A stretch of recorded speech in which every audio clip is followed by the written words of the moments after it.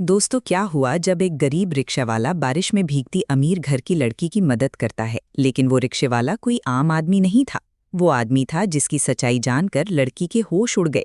फिर ऐसा हुआ जिसकी कल्पना किसी ने नहीं की थी। शाम के 7 बजे थे, लेकिन शहर की सड़कों पर अंधेरा उतरने लगा था। बादल गरज रहे थे, बारिश की हल्की बूंदें हवा में तैर रही थीं। शहर के एक पॉश कैफे से एक सफ़ेद कार बाहर निकली।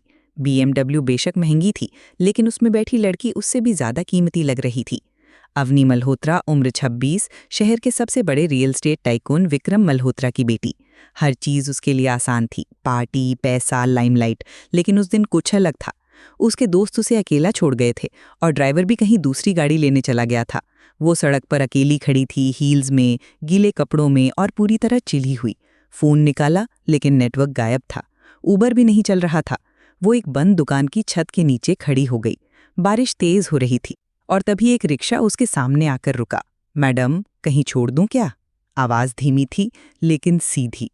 अवनी ने ऊपर देखा। लड़का करीब 28 का होगा, नीली शर्ट, हल्की दाढ़ी और गीले बाल। चेहरा भला लग रहा था, लेकिन वो अवनी थी, अमीर बाप की लड़की। उसने नाक से कोड़कर कहा, नहीं चाहिए, मैं कैब बुक कर लूंगी। राज ने कुछ नहीं कहा, बस सिर हिलाया और जाने लगा। लेकिन तभी एक तेज बाइक आई, पानी उछाला और अवनी पूरी तरह भीग गई। उसकी चीख निकली और पैर फिसलते फिसलते बचे। राज वापस मुड़ा। यहाँ बैठ जाइए, बारिश रुकने तक कम से कम सूख तो जाएंगी। अवनी थोड़ी हिचकी, पर अब कोई चारा नहीं था। मजबूरी ने उसकी अकड़ तोड़ी। वो धीरे धीरे रिक्शा में बैठ गई। राज ने चुपचाप अपनी छत खींची और सामने की सीट पर बैठ गया। दोनों के बीच खामोशी थी। बारिश की आवाज दोनों को सुनाई दे रही थी, लेकिन किसी ने एक शब्द भी नहीं कहा। 2 मिनट, फिर 5, फिर 10। अवनी को समझ नहीं आ रहा था कि क्या ये अजनबी सच में मदद करना चाहता है या कोई चाल है। लेकिन राज ने ना तो घूरा, ना बात की, ना ही कोई सवाल पूछा। इतने में उसकी रिक्शा के पास एक छोटा बच्चा भीगता हुआ आया और बोला, भैया, माँ ने ये दिया था। राज ने चुपचाप खाने का डिब्बा लिया और कहा, जा, तू भी घर जाकर खाना खा लेना। बच्चा चला गया। अवनी ने पूछा, ये बच्चा कौन था? राज ने कहा, मेरे पड़ोस की आंटी का बेटा है, पति नहीं है उनके। मेरे ही ढोरे रहता है तो मैं उसको खाना खिला देता हूँ। अवनी को जैसे खुद से नफरत होने लगी। वो जो अब तक लोगों को स्टेटस से तौलती आई थी, उसके सामने एक ऐसा इंसान खड़ा था जो बिना किसी कैमरे, बिना किसी क्रेडिट के मदद कर रहा था। बारिश धीमी हुई। अगर आप कहें तो आपको घर छोड़ देता हूँ, राज ने फिर पूछा। अवनी चुपचाप सिर हिलाती है। रिक्शा चलता है, रास्ते में अवनी देखती है, ये वही रास्ता है जहाँ कभी उसकी नानी का घर हुआ करता था। अब वो जगह भी किसी बिल्डर ने खरीद ली थी। करीब 20 मिनट बाद जब बारिश लगभग थम गई, राज एक छोटे से घर के सामने रिक्शा रोकता है। ये कहाँ ले आए? अवनी पूछती है। राज थोड़ा झिझकते हुए कहता है, मैडम, आपका फ़ोन बंद है, आप भीग गई थीं, गाड़ी नहीं थी, सोचा चाय पी लें, सूख जाएं, फिर निकल जाइएगा। अवनी को गुस्सा भी आता है, लेकिन उसका शरीर कांप रहा था। थकान, ठंड और तनाव सब एक साथ था। वो उतरती है और उसी वक्त उसके कदम घर के दरवाजे पर रुक जाते हैं। एक पुराना लकड़ी का दरवाज़ा। भीतर से हल्की रोशनी आ रही थी। राज दरवाज़ा खोलता है और अंदर जाने को कहता है। अवनी जैसे ही अंदर कदम रखती है, सामने दीवार पर एक पुरानी तस्वीर टंगी थी। अवनी की सांसें रुक जाती हैं। वो आगे बढ़ती है, उस तस्वीर को ध्यान से देखती है। वो तस्वीर उसके बचपन की थी। वो, उसकी माँ और पीछे खड़ा एक आदमी, शायद कोई नौकर।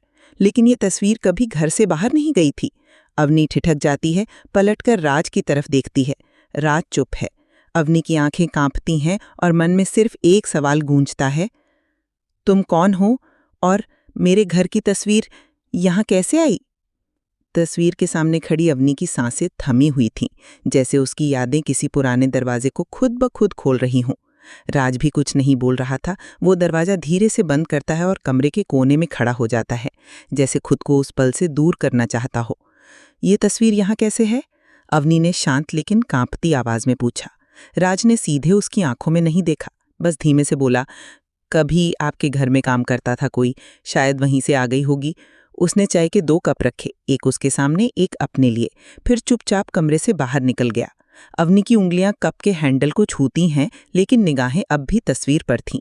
उसे याद आने लगा, बचपन में एक अंकल थे जो हमेशा उसकी माँ की डांट सुनते थे, लेकिन फिर भी चुपचाप उसके लिए पेंसिल लाते थे, स्कूल ले जाते थे। उसका नाम देव था शायद, लेकिन फिर वो अचानक चले गए थे। क्यों? पता नहीं। अवनी ने चाय नहीं पी। वो उठी, बाहर आई, लेकिन राज अब कहीं नजर नहीं आया। अगली सुबह वो अपने ऑफिस में थी, मल्होत्रा बिल्डर्स के हेड ऑफिस में। उसके पापा विक्रम मीटिंग में थे। वो उनकी पुरानी अलमारी खोलती है, पुरानी फाइल्स देखने लगती है, बस यूं ही जैसे कुछ ढूंढ रही हो जिसे वो खुद नहीं जानती। तभी एक भूरे रंग की पुरानी फाइल उसके हाथ लगती है। धूल भरी, किनारों से मुड़ी हुई। उस फाइल पर नाम लिखा होता है देव कुमार, पुराना पार्टनर, टर्मिनेटेड 1998। उसके हाथ रुक जाते हैं। वो फाइल खोलती है। अंदर राज की उम्र की तस्वीरें हैं, साथ में देव कुमार की कुछ पेपर्स और सबसे नीचे एक लिफाफा जिसमें लिखा है closed case fraud claim. File में दस्तखत हैं विक्रम मल्होत्रा के और उसमें दर्ज है कि देव पर पैसे चोरी करने का आरोप था और उसे नौकरी से निकाल दिया गया था। अवनी हैरान रह जाती है। उसे याद है देव अंकल कभी भी झूठ नहीं बोलते थे। वो इतने शरीफ थे कि खुद की बात भी आंखों में डालकर नहीं कहते थे। तो क्या ये सच था या सिर्फ एक तरीका था उन्हें हटा देने का? उसकी उंगलियां कांप रही थीं। वो सीधे उस घर पर जाती है जहां कल रात गई थी, लेकिन दरवाजा बंद था, ताला लटका हुआ था। पड़ोसी ने बताया राज तो सुबह ही कहीं निकल गया, कब लौटेगा पता नहीं। वो दिन भर उस घर के बाहर बैठी रही। शाम हो गई लेकिन राज नहीं आया। अवनी रात में चुपचाप अपने बिस्तर पर लेटी रही, लेकिन आंखें बंद नहीं हो रही थीं। उसने फोन उठाया, इंस्टाग्राम खोला, अपने वो सारे फोटो देखे, समंदर किनारे की, दोस्तों के साथ की, महंगे रेस्टोरेंट्स की। फिर एकदम से सब बेस्वाद लगने लगा। अगले 2 दिन तक राज कहीं नहीं मिला।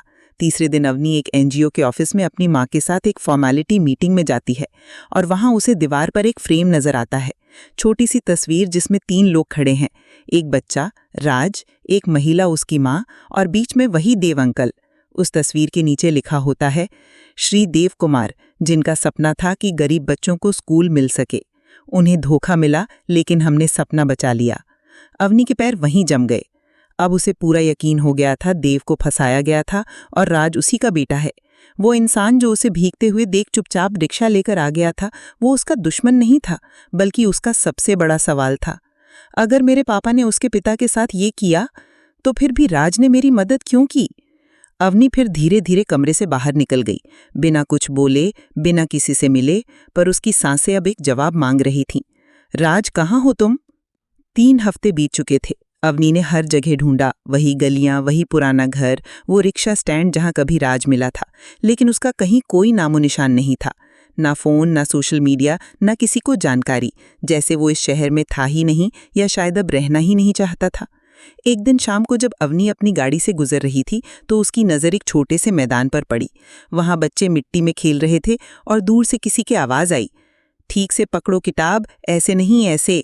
उसने गाड़ी रोकी, नीचे उतरी, पास गई और देखा एक छोटी सी छत के नीचे टूटे हुए स्लेट पर राज बच्चों को पढ़ा रहा था।